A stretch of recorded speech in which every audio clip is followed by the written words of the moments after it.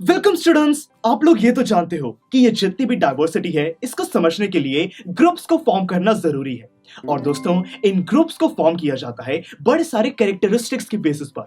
हम करते कुछ ऐसा है कि जो भी लिविंग ऑर्गेनिजम्स हैं, हम कुछ सवाल पूछते हैं, हमें जो भी आंसर मिलता है उसके बेसिस पर कुछ ग्रुप्स फॉर्म करते हैं। उन ग्रुप से फिर और अलग टाइप के क्वेश्चंस पूछते हैं और ऐसे ही करते करते हमें ये बड़े सारे सब ग्रुप्स मिल जाते हैं और ये पूरी क्लासिफिकेशन बन जाती है। अब दोस्तों, ये जो क्लासिफिकेशन है इसके अंदर एक बहुत ही इंटरेस्टिंग पैटर्न छुपा हुआ है जो कि है एवोल्यूशन से रिलेटेड।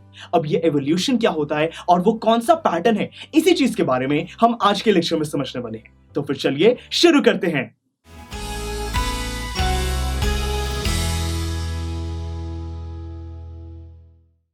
स्टूडेंट्स, हमारे आसपास जो इतनी सारी डाइवर्सिटी है इसको समझने के लिए ग्रुप्स में डिवाइड करना जब साइंटिस्ट ने शुरू किया तब एक बहुत ही इंटरेस्टिंग पैटर्न उनको मिला कि जैसे जैसे वो ये ग्रुप्स फॉर्म कर रहे हैं, जो भी कैरेक्टरिस्टिक्स हैं वो और ज्यादा कॉम्प्लिकेटेड होती जा रही हैं, कॉम्प्लेक्स होता जा रहा है हमारा पूरा लिविंग ऑर्गेनिज्म। अब इसका क्या मतलब है मैं आपको समझाता हूं। दोस्तों, जब हमारा ये प्लैनेट अर्थ फॉर्म हुआ, इस पे जो सेल हमारी बेसिक यूनिट थी लाइफ की, जब वो एक सेल एग्जिस्ट करता था, वो कितना सिंपल होगा।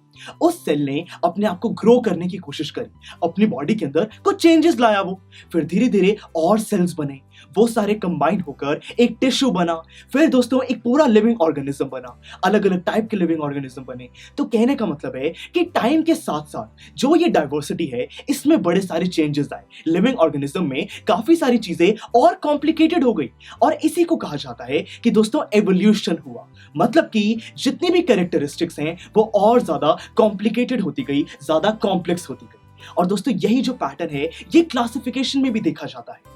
देखिए, जो हमारी क्लासिफिकेशन है उसमें पहले एक मेन ग्रुप है, उसके आगे सब ग्रुप्स हैं और ऐसे ही ये पूरा फ्लोचार्ट चलता रहता है। तो दोस्तों, साइंटिस्ट ने बताया, एक बहुत ही बड़े साइंटिस्ट थे जिनका नाम था चार्ल्स डार्विन, उनको फादर ऑफ एवोल्यूशन भी कहा जाता है। उन्होंने हमें बताया कि ये जो क्लासिफिकेशन है इसमें जैसे जैसे हम और कैरेक्टरिस्टिक्स की बेसिस पर आगे बढ़ते रहते हैं, हमारा जो ऑर्गेनिज्म है वो और ज्यादा कॉम्प्लिकेटेड होता रहता है और ज्यादा कॉम्प्लेक्स होता रहता है। तो दोस्तों, एक काफी इंटरेस्टिंग ये पैटर्न हमें देखने को मिला जिसको चार्ल्स डार्विन ने डिस्कवर किया। तो यही है दोस्तों क्लासिफिकेशन और एवोल्यूशन का रिलेशनशिप जो कि मैं आपको समझाना चाहता था। तो चलिए, हमने इस चीज को तो स्टडी कर लिया। अब दोस्तों, हम रियल क्लासिफिकेशन की बात करने वाले हैं कि जो हमारे अर्थ पे डाइवर्सिटी है उसमें कौन कौन से दोस्तों ग्रुप्स हैं, उनका नाम क्या है, कैसे उनको डिवाइड किया गया है, जो रियल हायरार्की है उसको हम स्टडी करने वाले हैं नेक्स्ट लेक्चर से। तो फिर चलिए मिलते हैं अगले लेक्चर में। आई एम श्योर स्टूडेंट्स, आपको ये लेक्चर बहुत ही पसंद आया होगा। तो अगर आप अपने हर कंसेप्ट को इतने ही मजेदार और इंटरेस्टिंग तरीके से क्लियर करना चाहते हैं तो डाउनलोड कीजिए हमारी PuStack ऐप, जहां पर आपके लिए और भी बहुत सारे ऑप्शंस अवेलेबल हैं, जैसे कि sample papers, back exercise solutions, written answers and much more. So what are you waiting for? Download the app now.